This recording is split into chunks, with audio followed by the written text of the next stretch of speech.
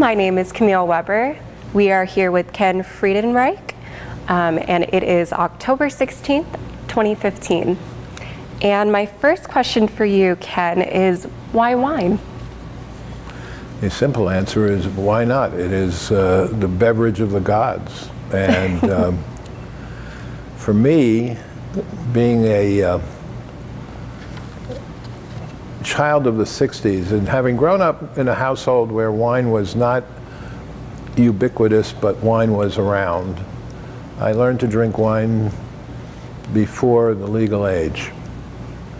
And I always took an interest in it. And when I was in graduate school at SUNY Stony Brook, I worked during the week for Linfield Importers, which was a $250 million company at the time, and a relatively small player, but had the distinction of some very well-known brands like Gordon's Gin and Vodka and Piper Heidsieck Champagne and Cointreau and Hagen Scotch, acquired from Joseph P. Kennedy Sr. And other bootleggers. So it was fascinating because I was dealing with upper class New York society in business, and most of these guys used to be rum runners, you know, during Prohibition. And so I always had a lot of interest in it. And I remember going to a warehouse in the shadow of what was then the World Trade Center being built in 73 or 4, and going on Hudson Street, which is now very trendy, to a 2-story warehouse, and looking at cases of Piper Heidsieck champagne piled to the ceiling. And I said, when you begin to think about it, this is one warehouse, and yes, it's a major city, but look at all this wine. Mm-hmm. And of course, being in the business, I had a chance to try a lot of things, and I cultivated my interest from there. All right. Well, what brought you to Oregon then? Well, that's a long story, but I'll make it short. I finished my doctorate in 1975, and academic job markets, being what they are, they always stink unless you're selling football scholarships. And I had one job offer from the University of Texas at San Antonio, and it seems I've been a sucker for startups in business my whole life, so I went to Texas, opened the new campus in 76, 77 academic year, if my memory serves me. And I, having made that wrong turn at the Lincoln Tunnel, stayed there till 79, moved to California, and was always involved on the side in writing. And so I was the Underground Gourmet in San Antonio. I was a TV producer. I produced the first food show for the Texas Public Television, and of course there was no set because they forgot to bring it to San Antonio from Austin. So I had to sit there in a blue blazer and make up a recipe and talk to an empty stage with an empty set, and somehow pulled it off. And then I decided the best way to do this in the future is to go out to restaurants in the area and talk to the chef, let them do the things, I just ask the questions, and I'll be the celebrity. So that's what I did. And I did. And then I moved to, I actually got a job at a community college where I earned tenure in Orange County, California, and lived there for 34 years. And then I finally decided, A, I can't afford it, and B, I don't want to die in Orange County looking at Disneyland. So I had good friends up in Oregon. I'd been up here first time was 84, and I knew I didn't want to go back to the East Coast, and I like rain, which Oregon used to have before I moved here. I brought the California drought with me, I guess. Mm-hmm. So that's how I got to Oregon, and I've just, I like living in a place where I can get around without a car, because given my other peculiarity with loss of visual acuity, I don't drive anymore. Mm-hmm. So you said that you came here in 1984. What was your first impression of the Oregon wine industry? Well, that's a very good story to go with that. I was here working for a radiology firm. One of the things I did in my academic life was do other things all the time. And I was a business consultant, mostly in communications. So I was doing a lot of business writing and other related sales activities for companies. And I had a client called Pine Corporation out of New Rochelle, New York, that was a Fuji film distributor. So this is back in the in that cusp of cutting edge technology. And I was brought out here to talk to radiology administrators, and I was at the Adventist Hospital. And if you know the Adventist Hospital, you get good food, but you can't buy a drink. So I stayed in town, and I had Jake's famous crayfish on my bucket list. And I went there a couple of times for cocktails. I'm an inveterate martini drinker. I recommend that to all students. And along the way, I ordered salmon on a plank, and I said, send the wine guy over. I may as well have some wine. I'm on an expense account. So guess who shows up? And we didn't realize that until I wrote an article for the wine press on him after he retired in 2014.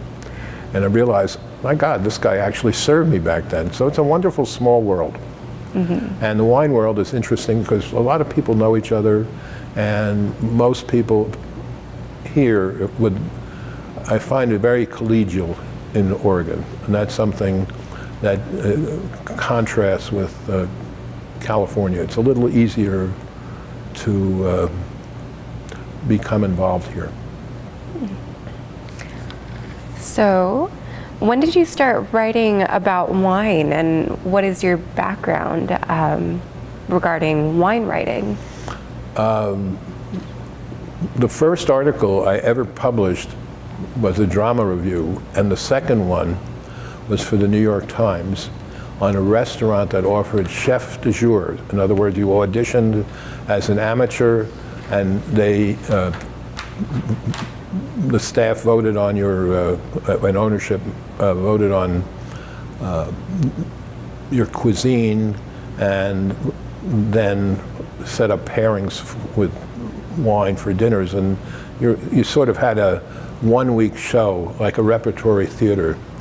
And so that was the first piece. And then when I moved to San Antonio, I was listening to what passed for the local news station. I heard about a new magazine, and a guy named Randy Benham, God bless him wherever he is, and I called him, and he hired me to become the Underground Gourmet. And I managed to tick off a lot of people because I was a smart New Yorker with nothing to say, but figured I knew better than anyone else.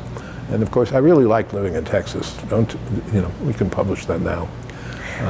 But I was writing a monthly column, and then I was doing other pickup work, and then writing and publishing both academic articles and other things for in-flight magazines and so forth. And then I was in television.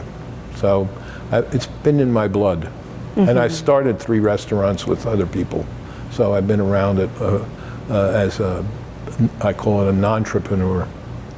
I'm basically a non-entrepreneur because most of them finally went away, but I did have fun doing them. So, what is your latest project now? I'm finishing, with the occasion of this interview, a book called Decoding the Grape, Stories from the Oregon Wine Country. And this I conceived while in California. I have been for over 30 years on and off the dining editor for California Home Magazine, Orange County Magazine, and a hotel annual that the same publisher produced. And between 1984 and to date, I've probably worked with them for about 17 or 18 years in those 30 years. And I'm still the columnist for wine called Decoding the Grape for California Home Magazine, which comes out quarterly. And I like the name, and part of it came from the notion of there are all these wine terms out there and people don't know what they mean. So I started out as a kind of glossary and then got more interesting, and I was exposed, as I said, relatively early to Oregon wine in the 80s when really the vineyards were producing fruit from maybe 10 or 15 years. So it was on the new edge. Again, as I say, I'm a sucker for startups. And it paralleled my experience in California because back in the day, when the tax laws were different, writers were often sent all over the place to write about wineries and restaurants, and that happened to me. And I had the privilege in the late 80s of having dinner with Bob Mondavi, but that was already after living through the evolution of the California wine industry from as early as 1973 up until that time. So I've had a good perspective on stuff, and I said, I ought to put this down on paper or virtual paper, since I've been kind of up close and personal, but mostly as a consumer and mostly like everybody else, learning by doing. You know, and that, so it's kind of the book is a kind of practicum on my drinking habits.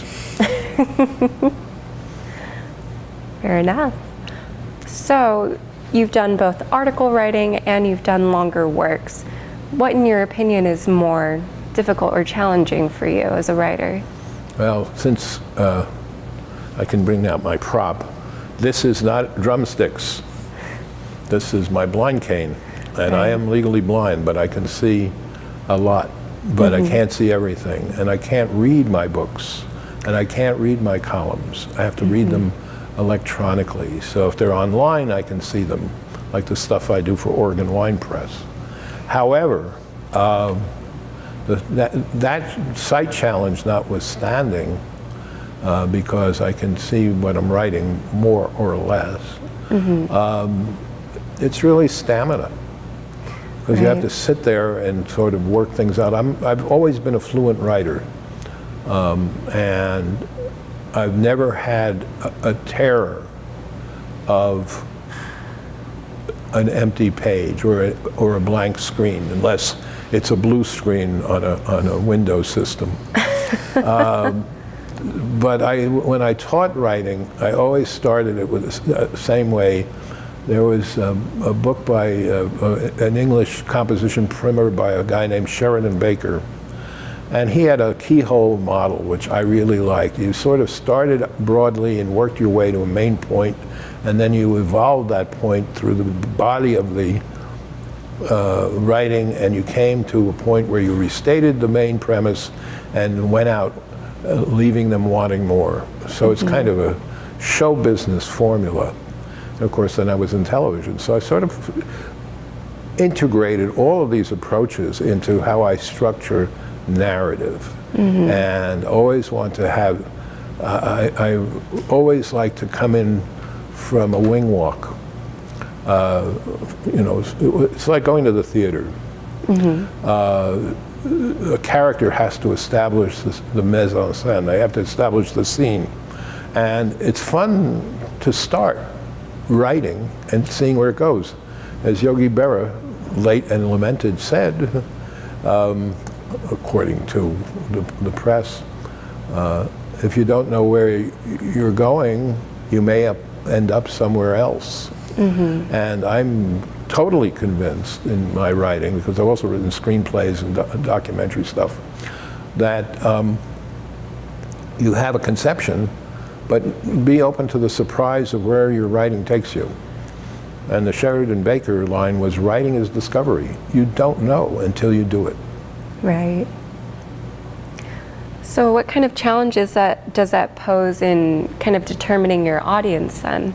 If you're embarking on this creative process and trying to make it authentic and allowing for these new ideas to kind of inspire you during the writing process, how do you determine then what your audience is and kind of narrow down who you're trying to sell your book to? this is a book for the general reader, but the electronic hocus pocus, I use a software called Zoom Text as like a zoom lens. And Zoom Text reads websites back to me, and it reads my prose. I write in Word like anyone else, or I write in a mail system like Outlook like anyone else. And to proof it, I just play it back to myself. So I'm very accustomed to the sound of my voice as it is read by an electronic genie called Paul. And Paul has a very nice voice. And I listen to the music of my own writing. And that gives me a sense of, well, I missed some words. Do I have the order and syntax right? And I tend to be very fluent getting the first draft down, and then I wrestle it to the ground. And while I'm doing that, I'm thinking of the reader. How is this making sense to the reader? Am I scandalizing the reader, or am I just leading them along in a way that they can grasp what's going on? Because it's the whole business of writing in general is, particularly expository prose, is to have a point of view and then communicate it. And if you're successful, people respond to it. I'm always amazed, and this is my ad for the Oregon Wine Press, people quote me. They see my stuff. Of course, I hang out in bars, so I'm around people who are in the wine business or who like wine. So I'll find people who've read my stuff, and I say, okay, I'm reaching them. And it's usually an incidental point or an anecdote, which is, I think, what the stories, quote unquote, from the Oregon wine country entail. I am collecting anecdotes and I'm making observations.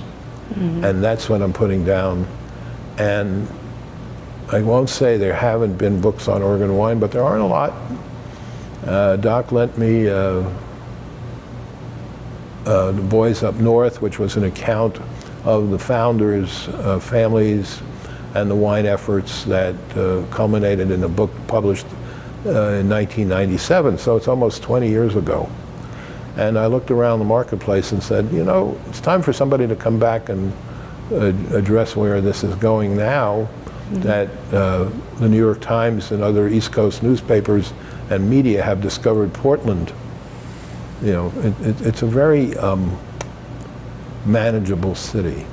And I think that appeals to people in the East. What I like about it, it is very hedonistic. People here like to eat and drink and be merry. And it has enough vital, when I write about Oregon, I'm often thinking Portland, but I also very much attuned to the rhythm of the countryside, because that's really what makes this so fascinating to me. I'm a suburban kid, and there was a deserted barn across from our first house on Long Island, which was about 15 and a half miles from Times Square. And you realize in 5 or 6 decades, the whole complexion of the country has changed. And we are living through very interesting times. And I want to capture that. And lastly, I'll simply say this is a critical moment. We'll pick up this theme a little later. There's a transition going on, and we're living through it. And I'm just trying to find the road signs to see where things are going without being Cassandra telling what's going to happen when no one listens, or being Jeremiah and telling what's going to happen and everybody, hides. I think it's more, it's a marvelous transition, but it is fraught with problems and challenges. So we'll see how the book comes out. So, how did you go about gathering information for your book? The first 3 steps are take a corkscrew, pull the cork, pour some wine, drink the wine. After that, I've been fortunate with some of my friends, including the gentleman here to my left, Doc Wilson, who takes pity on this poor drinker who can't get around on his own anymore.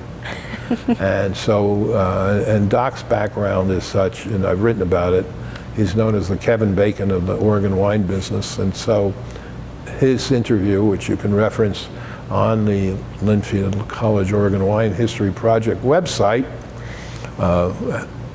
and no one will come and offer to clean your Venetian blinds. He's had a very interesting experience in the industry as it evolved. And so with his connections and my connections as a writer, the ultimate acknowledgement of the people in the wine business. Mm-hmm. They open up their bottles and their stories. And it's not that it's easy, but I always felt from my days in the television news business, if you ask people politely for anything, they'll give it to you. And that's why I find, sort of bullying journalism such a bore. Mm-hmm. Poor manners, and also doesn't accomplish anything, makes people shut up. Mm-hmm. And this is a great industry because people who like wine, and they're interested in it, and they're enthusiastic about it. So people will tell their stories. Mm-hmm.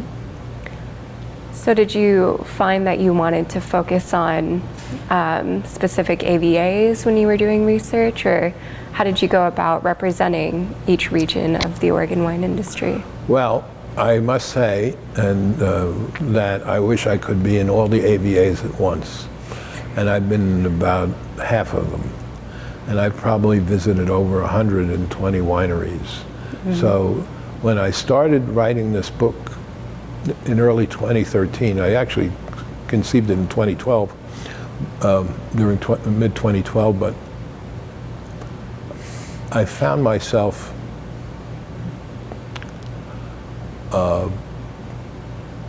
counting wineries, and there were like 453, I think, when I started. Mm-hmm. Now there's 647. Yeah.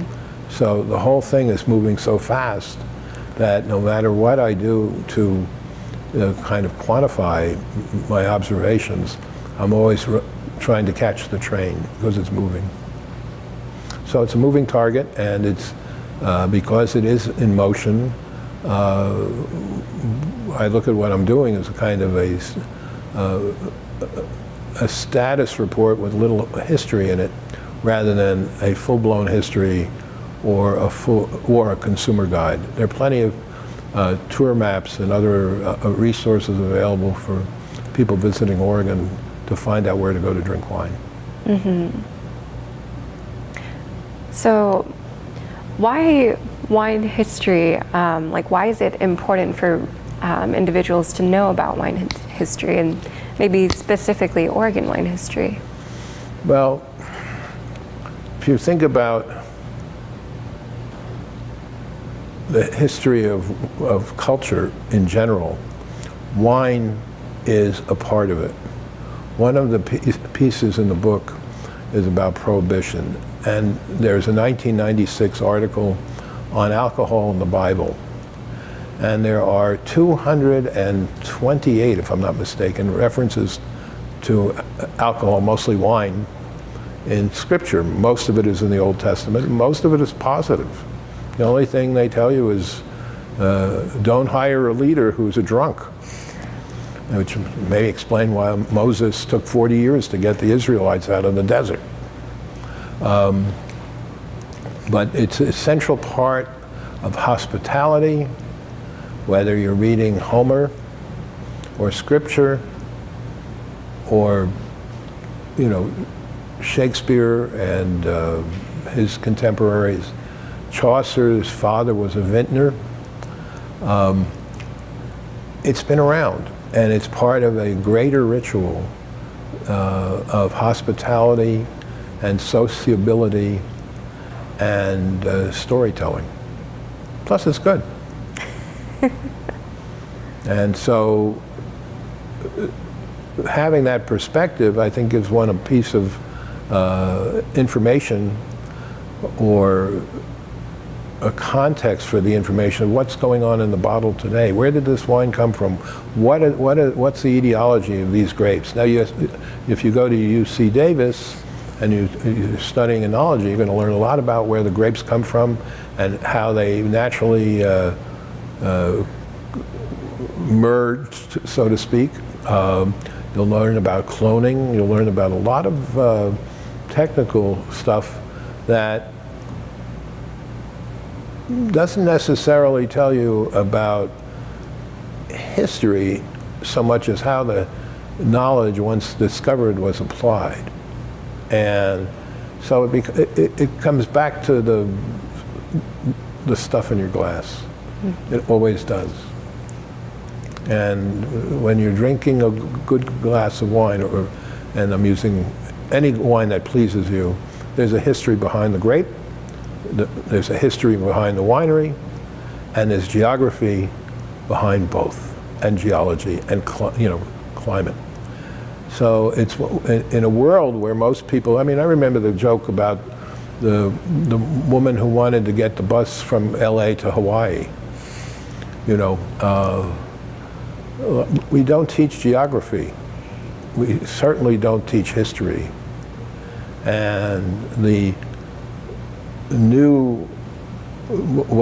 marketing people I've talked to who are publicists or marketing companies who deal with the wine industry per se say, here we have these millennials who seem to have a lot of disposable income, like drinking spirits and craft beers as much as they like drinking wine. But to them, it's entertainment, period. And to me, it's a little more. Doesn't make me smarter, just means I'm taking a different perspective on it. I mean, the pleasure is still in the glass. All right. I am Rachel Woody. I'm here with Ken Friedenreich for the second part of his oral history interview. And Ken, we're going to shift from writing about wine to the wine industry itself. And my first question for you in the second part is, what strikes you as the most interesting facets of Oregon wine?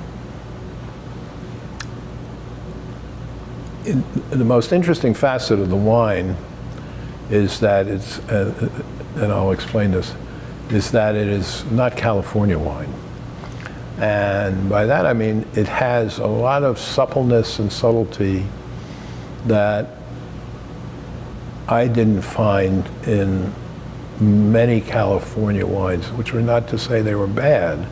I just think as I've gotten more mature, as my demographic becomes less correct for marketing purposes, my palate has changed. I like the take on Pinot Noir here far better, and it's ideal, and I certainly don't need to tout Pinot Noir to people who live in Oregon, because it is kind of the mascot wine.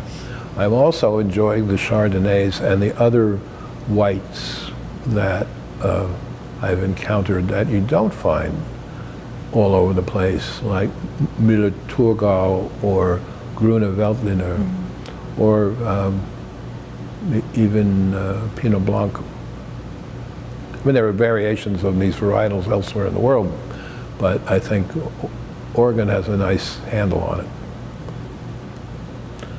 And I find the variety and the quality very pleasing and appealing. I hope that answers that. As an author for both California and Oregon wines, what are, in your opinion, the differences and similarities of the industries? Well, the major difference is I just received the California Wine Institute Harvest Update, which was very interesting reading from the San Francisco-based association. They pulled in 3.8 million tons of wine grapes for 2015. And that's in the teeth of a very, very hot, dry summer, and also at an accelerated pace because of the heat. Everything ripened quickly. So you have a smaller fruit that'll be probably pretty concentrated and make for some interesting wine. Maybe it won't age just quite like the big bumper years that came before 12, 13, and 14. And here's one example of how the industries differ.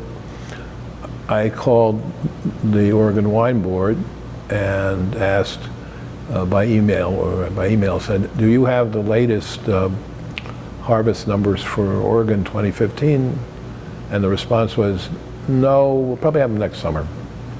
And then what that does point up the difference. Not one is more organized than the other, but what it does suggest is that the Oregon wine industry is not quite as mature in its overall institutional power as compared to California, which is understandable because California was settled first, and wine follows the covered wagons. Wine migration from New England or the Middle Atlantic states, particularly New York, followed the Oregon Trail, and wine grapes were grown here early on. The first commercial winery was 1859. More or less a few years before, things were already settling in California because of Junipero Serra and the Mission Trail from San Isidro north to San Antonio, which is San Francisco. So there's more depth and strength of resource in California just by dint of being more established, and certainly it's a much larger wine industry. Nonetheless, what I think gives Oregon an edge for me personally is that the scale of winemaking here is still very hands-on, very human in its scope. There's a connection to the land here, and this is the theme in the book, by the people who work the land as stewards of a natural resource rather than very expensive real estate. And that's a big difference. And there's an upward pressure always to be the best, always to have the sexiest, most expensive wine on the block. California has so many wines that are so overpriced for the value they delivered. They're not bad. And there are some great wines in California, and I'll just mention one by name because I think they produce wonderful wine, is Phelps Insignia. It used to be $80 a bottle, now it's $240 a bottle. It's not for everyone. And not everybody can afford to do that. And that's, retail to the customer, not going to a Las Vegas a mega hotel and spending $1,200 for the same bottle. There are people who can afford to do that, but it's make-believe. And it doesn't make the wine, as good as it is, accessible to people who would really be able to say, aha, now I know the difference between a great wine and an okay wine. There's too much competition in Oregon, in California, in New York, in Virginia, in the Texas Hill Country, Washington State, for somebody to produce plonk. You can't do it and stay in business. So there's plenty of good wine, and the challenge to the consumer is to find it and find what you like, and not listen to wine writers, because we're just other people. That kind of puts you out of a job. I haven't had a job for years. All right. Before we move on to the consumer bit, I do want to stick with the industries for just a question or two more. And how have you seen both state industries evolve, both Oregon and California? When I first went to California, you could still meet Charlie Wagner of Camus Vineyards, who makes Conundrum, which is very popular, but makes very good Chardonnay. And he was still working his vines. Mike Gergich, God bless him, is 93 years old this year. And he was responsible, we think, for the famous contest-winning 1976 Chateau Montelena Chard in Paris. And he came out of the Mondavi Empire. In those days, people were accessible. I was just telling Doc, California Home is going to be doing, and there's an ad for all of you who want to get it on the newsstands. They're having an equestrian party for some 40-year-old woman who has lots of celebrity friends in Napa, and she's hired tons of chefs and some big winery, and it's a joke. It's just ego. It has nothing to do, but of course, you know, the people who read that magazine, which I do like, it's very pretty, enjoy, how shall I say, a level of material security most people don't experience. And for them, it's, you know, it's just as one of the couples I interviewed at the Napa Valley Wine Auction back in '84, the year of Jake's Crayfish. The couple were all dressed up and they looked wonderful, and I said, "What do you get out of this?" They said, "Well, you know, it's really nice. We get away from home, and it's just a lot of rich people having fun." And that hasn't changed. And that was in the 10 years from my first visit to Napa Valley and 1984, that had accelerated. California is, you know, it's very adventurous, and it moves very quickly. And things that were homey and personal quickly became corporate and less personal, more flashy, more media savvy, and I think they lost something of their inspiration in the process. Mm-hmm. And here we still have the moment where the founders are with us, and most of them, and it's fortunate that they're here. I mean, one of your supporters, Susan Sokol-Blosser, wrote a book about letting go of her business. That tells you a totally different attitude, or suggests a very different attitude than what you find in California, where people come into the industry, try it out, and go away. And the main families may still be participating, like the Mondavis, but their ownership structure is completely changed. They're owned by somebody else. So one has to dig a little more in California, I think, for the history that's there waiting to be appreciated, even though it has a longer path in winemaking to Oregon, but not by much.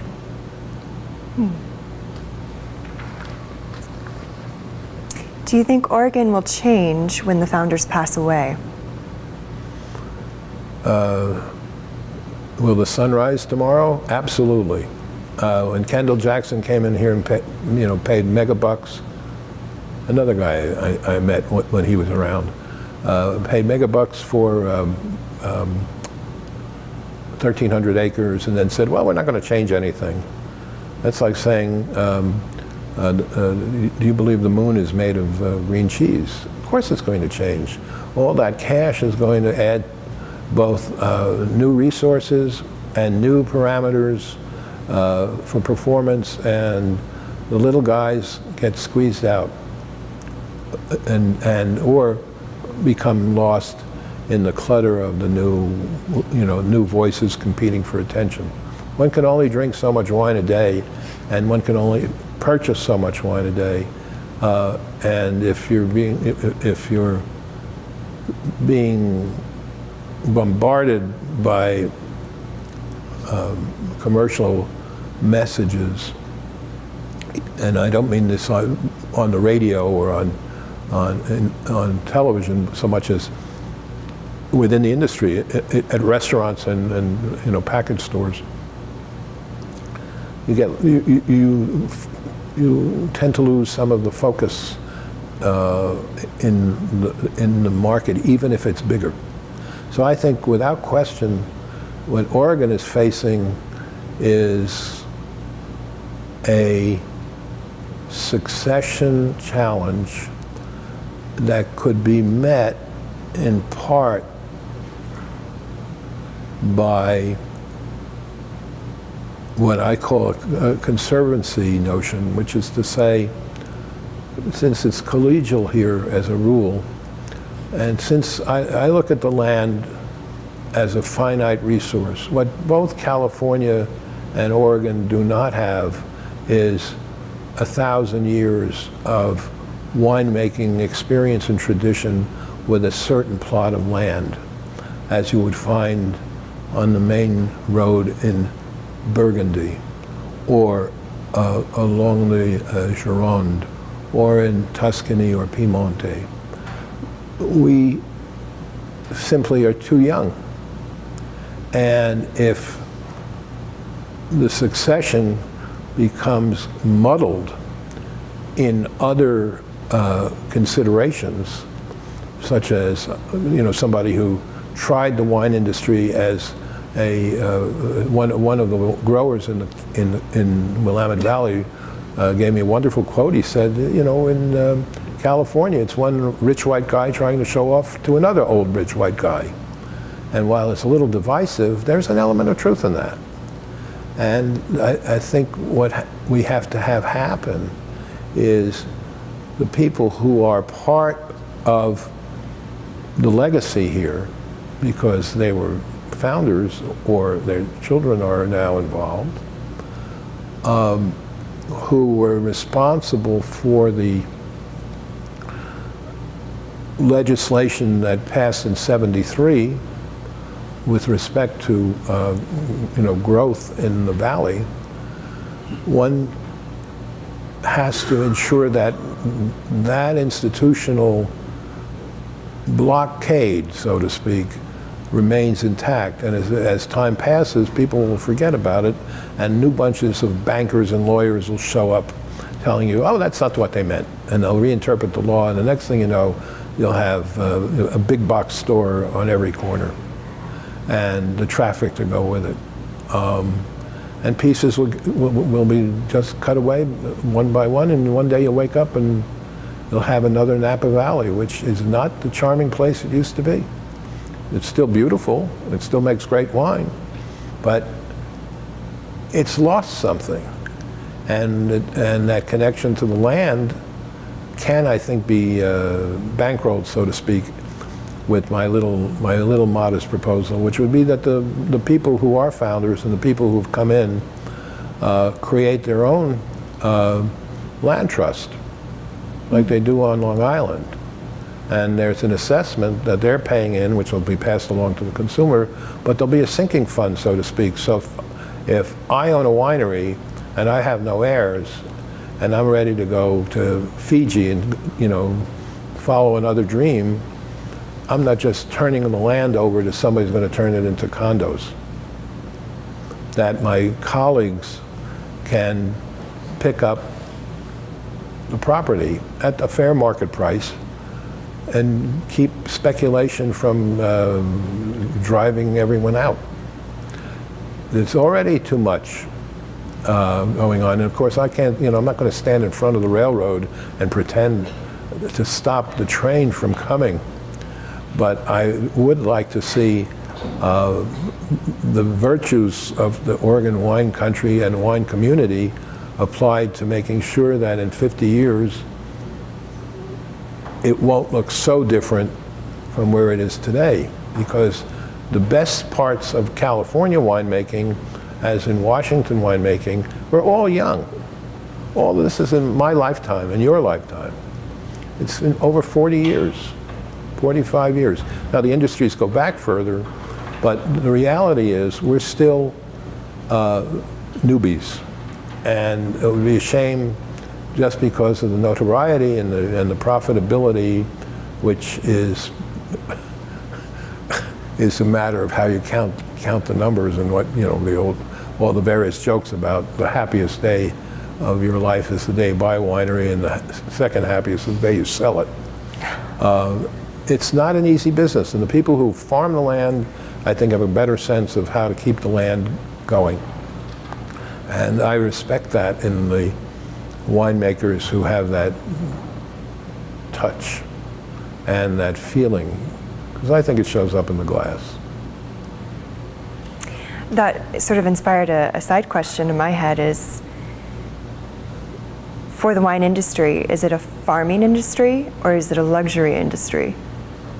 Well, I'm a peasant, so for me it's farming.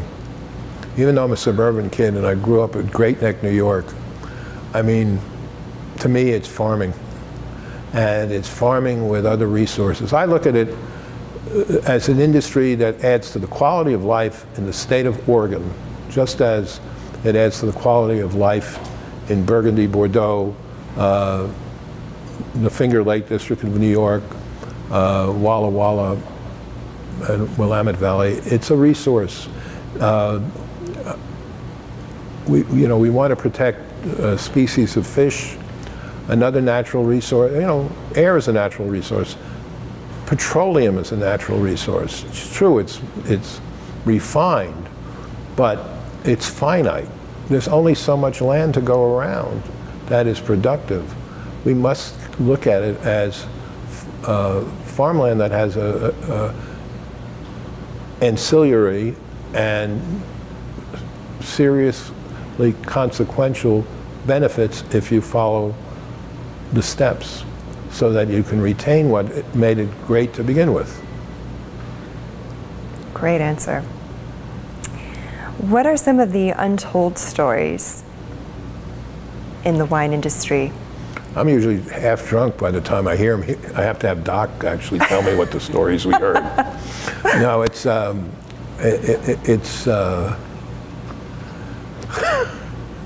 I'm thinking, the one that always comes to mind is David Adelsheim and his garden hose, which entailed he started with a little row of vines next to the house.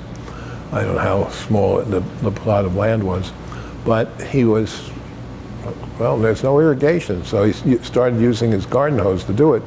And then he started planting more, and he had to keep going back to get more garden hose. By the time the first season was over, he had 600 feet of garden hose coming off one faucet to water his vines. And you know, stuff you don't think about when you say, I want to open a winery. Dick Erath planted 29 different varietals, something like that. And back in 68, 69, by the time he got over the ground, there was a frost. And he's thinking to himself, oh my God, I put all this money in here, now I'm going to go broke, I'm going to have to go back to California and become an engineer again. And that's another part of this thing that's fun is, Oregon Wine Press, but the name itself is a pun. And if you know the story of Gutenberg, you know that the blocks of movable type that he perfected in about 1450 that went into printing the first Bible and then many, many other books, was itself a wine press that was used, let me rephrase that, in order to make the impression of that on those forms of movable type, he used the wine press to print the paper. I have never heard that. And if you go to Ponzi, there's Dick and Nancy made a screw press like that. It's probably if it's half a 30-gallon barrel, it's a lot, and it has the screw press on it, and that's where they made their first wine.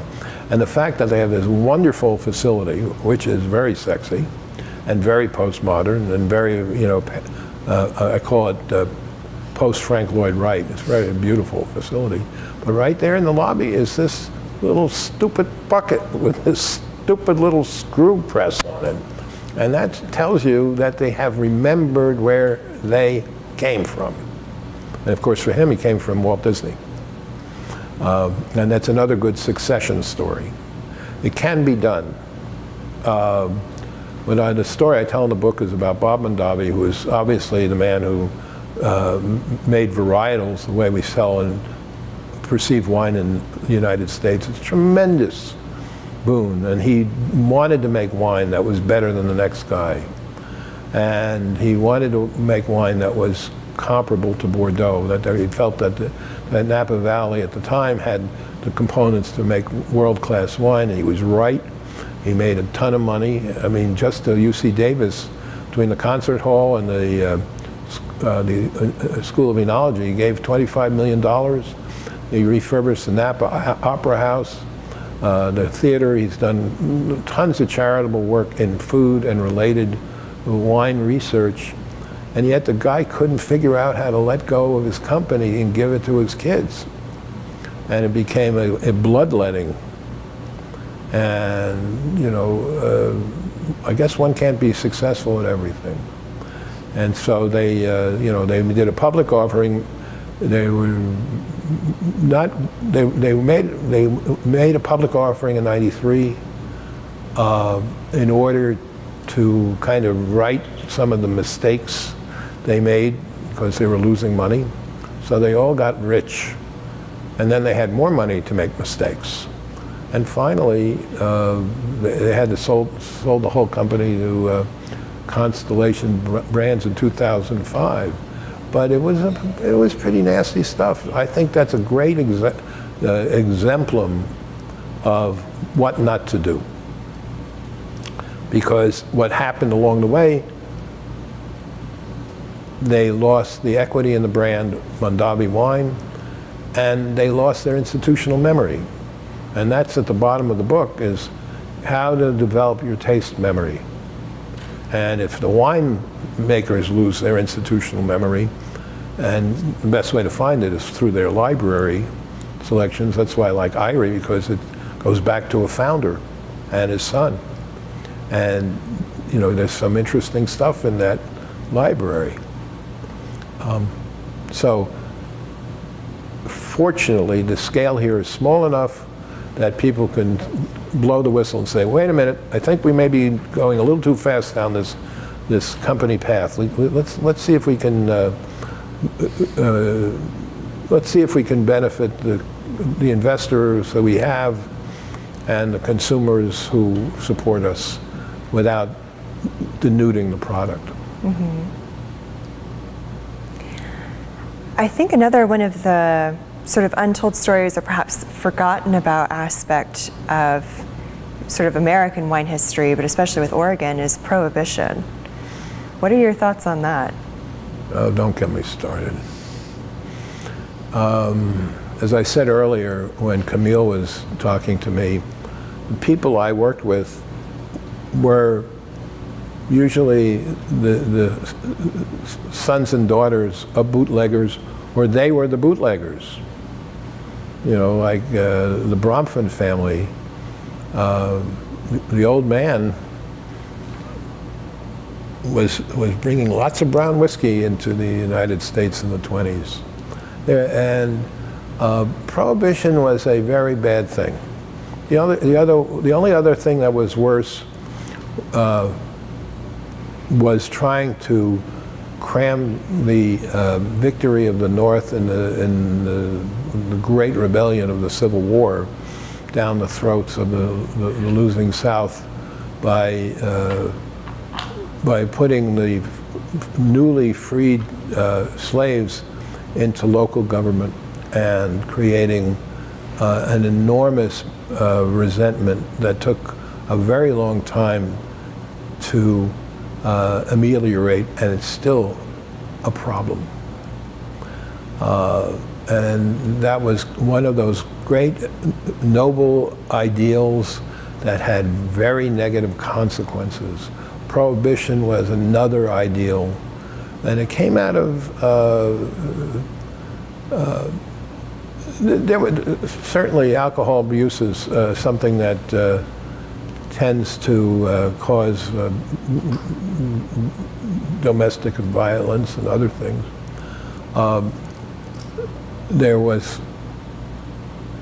It wasn't really winemaking that was doing that either.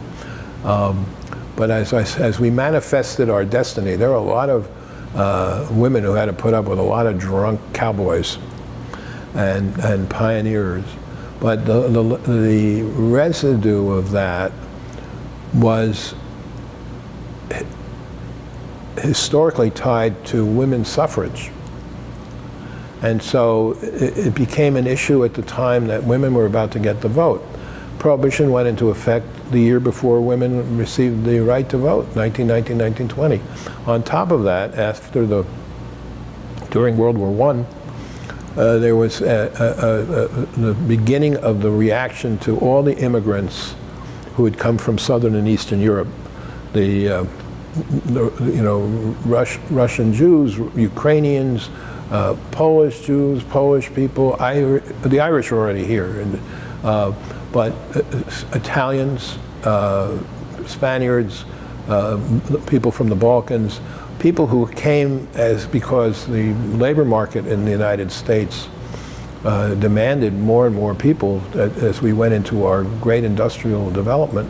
And secondly, because they were leaving all this garbage in Europe behind them, and they brought their customs, and they liked, I remember we had a Neapolitan house painter when I was a kid, and Patty would come with a can of paint and a can of red wine. And by the end of the day, you didn't know whether he was high on the wine or on the paint. But he was a trades guy. That's what he did, and that's how he lived. The reaction of the Native Americans, and I use that as the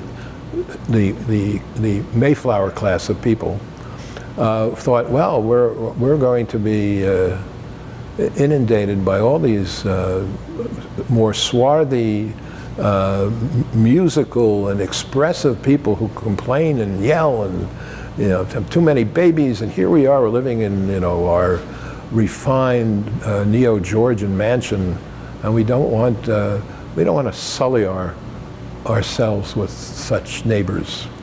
And so there was an element of class snobbery, an element of racial purity, in addition to the fact that the hatchetation, which carried out on taverns, all dovetails together. And the legacy is we have a polyglot of liquor regulations throughout the United States. You don't know what time you can have a drink in one city, in one place, or if you can have a drink at all. And I was talking with the people at the Urban Wine Collective last week, and they said, we're still dealing with the legacy of prohibition with respect to the laws regarding distribution in our wholesale business and everything else. So it's created a great deal of confusion. Again, it was a social experiment. It didn't work. What it mostly did was fund organized crime. And who are the people who were drinking all this bootleg whiskey? Well, they were the sons and daughters and the people of the established WASP communities. So it created its own backlash. And Herbert Hoover, who was certainly not the most, you wouldn't expect to see him at a Alice Cooper concert. Herbert Hoover was Secretary of Commerce under Harding and Coolidge before he became president. And irrespective of what we think of him, he had the common sense to realize he had a good wine cellar. He had to get rid of it when he, as a government official, or he sequestered it. I don't know what he did with it, but he didn't have it around. But he did like his afternoon drink. So on the way home from the Commerce Department, he passed the Danish embassy and figured, well, the Danes are a foreign country and they drink, I'll go there. So I'd step on foreign soil, have its drink, and then go home. So people were finding ways to work around the this social engineering project that didn't work. And another part of the legacy, I think, is the pressure of young people to drink till they're drunk.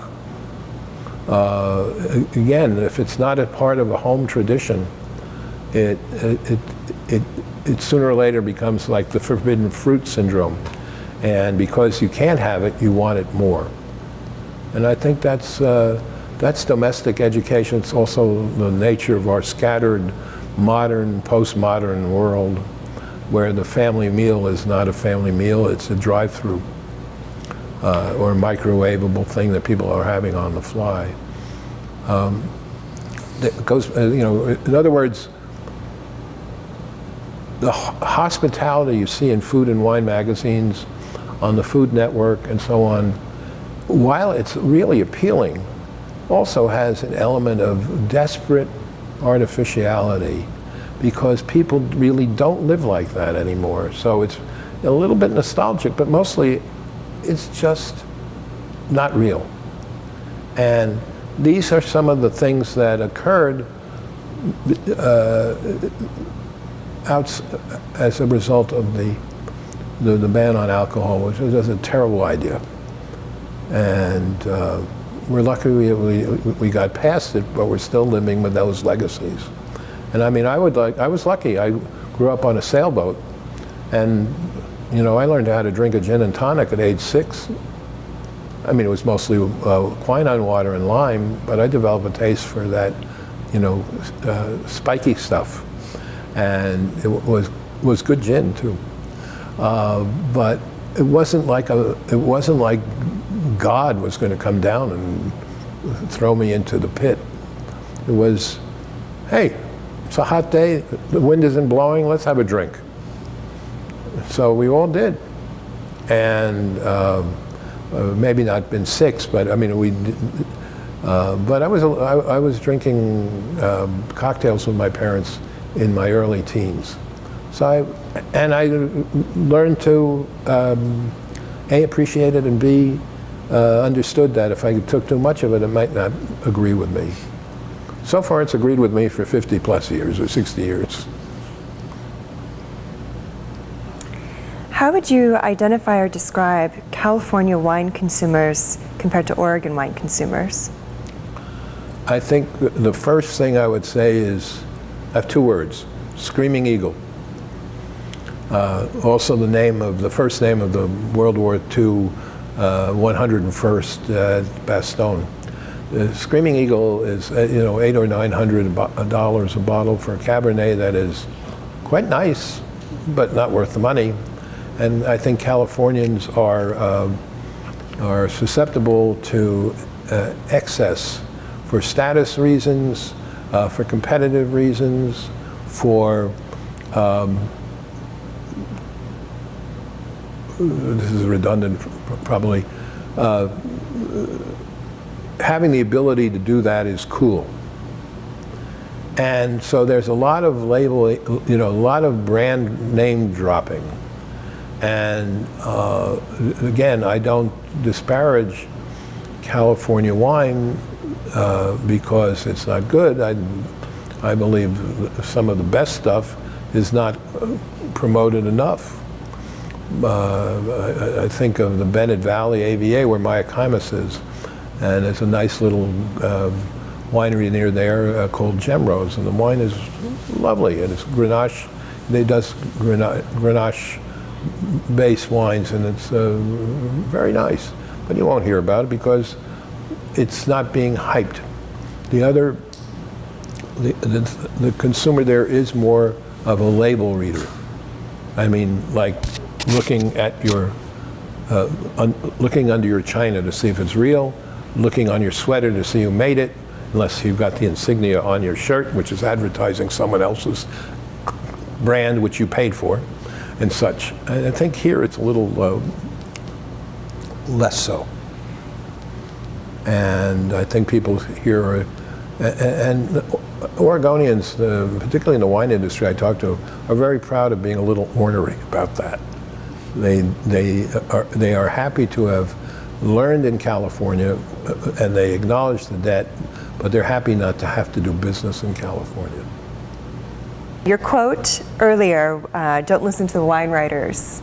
Going back to that, while that may be true for people who are already comfortable in wine exploration, what would your advice be for the more novice consumer? Follow, I was just telling Doc about a wine blog I read. It's called Wine Folly, and the woman's name is Madeline Puckett, and she's based out of Seattle, and she's got lots of good little information. So I tell people, read blogs. I don't think you get a lot out of individual websites because they're all waving their own flag, and then you'll start to see over and over again things like state-of-the-art, handcrafted. You'll see one cliche after another, and lots of floating images that go by, that even if you wanted to buy the wine and you've got a live debit or credit card right there to do it, you have to wade through so much stuff to get just to buy something. The secret is drink wine, don't be afraid. If you've never heard of something, ask. I mean, I can tell you Doc did a lot of training at Jake's Crayfish over the year to other servers, so they wouldn't, not so much to, people are afraid to say the wrong thing, but the dumbest question is the question that's never asked because it's silent. So it's always important to get a little bit of information, get a feel, kind of a coming attraction of what might be in the glass. And you're entitled to not like a wine. Now, maybe it's a little too fruit forward for you, maybe it's a little too acidic. Maybe you're pairing it with the wrong food, and you'll have it again later on. Your body will respond to it differently. So I think the most important thing, and don't listen to wine writers who are hyping something. Listen to wine writers who tell you to enjoy your testing of the wine and tasting the wine on your own, sharing it with friends, getting reactions. Well, it's an ongoing learning experience. I think it's like wine knowledge is like a huge snowdrift, and you approach it to shovel a path with a teaspoon. It's always going to keep filling in. The more you know, the more you want to know more. I mean, I find myself every day learning something new about wine. And it's not because I'm a genius, it's because I'm curious. And I think reading about wine is good, reading the blog postings is good, but nothing substitutes for popping a good bottle of wine and sharing it with friends. And in fact, I always say wine is the toy you share, that boys will share.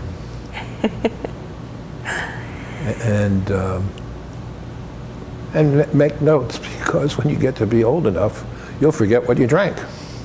No, actually, how you organize your cellar and how you organize your tasting is, again, highly subjective. But if you apply a system that makes it easy for you to remember certain things that you like, up to a point you can save the bottles, but that's also tends to become a storage problem. But serious collectors will soak the labels off, put scrapbooks together, write notes, and do things. Most people are buying the wine to drink tonight. I think it's 92% of all wine purchased at 2 o'clock in the afternoon is done by 8 o'clock in the evening. So people are buying it to drink now. So enjoy it and make a note of what you like and why you like it. And then you become your own wine editor. What is the most pressing problem for Oregon wine producers and/or consumers face now? That's a tough question. I do think it has to do with succession and keeping this is for both the consumer and the producer, keeping the scale human, keeping the story unconfused by focusing on the wine, coming back to the relationship of the land. And I'll give you one good example, which you find it was, and partially pioneered in California, was the farm-to-table movement, which, putting the wine in context with other produce. If I'm saying wine is a food and it's a farm product, or evolved from a farm product, I'm just talking about the same thing with, good berries, good lettuce, good fowl and game and such. These are all part of the landscape, and it should be integrated. I call it commercial ecology. And by that I mean the ecosystem is very delicate, and too much money and too many SUVs and too many motels and too many tourists and hot air balloons upsets the ecosystem. Now you can't put up a wall 1,000 feet high and keep people out. So you need to make it welcome for them, but make it welcome in a way that keeps it interpersonal as opposed to top-down communication. And I think that's doable. And if people are paying attention, they'll end up in 50 years with something that will be different, but it won't be so different that people, I like to point out, and I do like the wine, and I do like the statement it makes, but if you go to chapter 24 on 99E, in downtown Dundee, used to be a gas station there. So they kept the gas station look and feel, which is very witty, but it's very postmodern, and for me, it's a bit cold. And I like the accent of it among all the other rustic buildings, but a world of that would become pretty dull and sterile. Where do you see the wine industry evolving? Well, the demand for good wine land in Oregon will continue because, relatively speaking, it is a bargain. I remember people talking about wine acreage for $5,000 and $6,000 an acre. That's now, was it Pear Mountain? I think I heard about. It's $250,000 an acre for just the dirt. So the land is going to get more costly and more precious. It's going to mean it's going to take more money to start an operation. And while one would think that will keep the wineries relatively small, in order to pay the freight, it's going to require selling more bottles and acquiring more land and more financing and more this and that, to a point where, again, you lose some of the soul of the enterprise.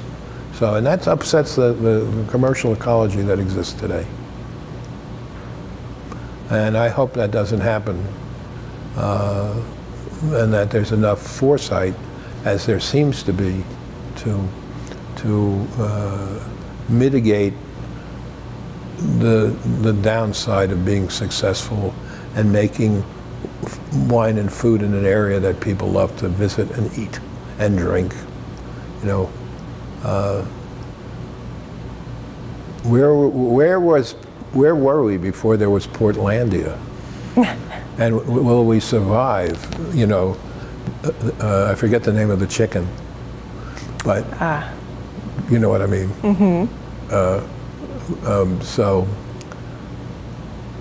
I think the challenge is to manage the growth, continue to bring in new blood who are enthusiastic about making wine in Oregon, and being able to market it. And I'm a firm believer, based on the interviews I've done, I like wineries that making 1,800, 2,500, maybe 5,000 cases, not necessarily ones that are making 250,000 cases of wine, because it's a whole different business.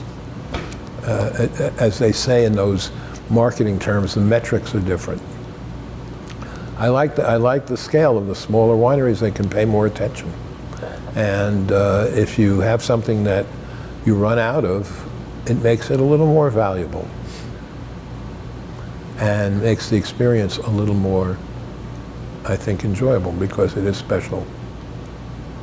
There's a point when you deplete a year, the year is gone. Maybe a collector has a few bottles of a particular vintage, and but those smaller outputs always strike me as having a little more interest and a little more of the personality of the winemaker and the growers. So what didn't I cover? What should I have asked that I didn't?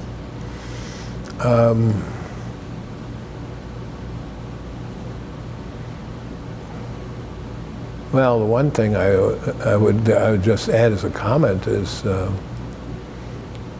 it's always nice to don't drink wine out of gimme cups.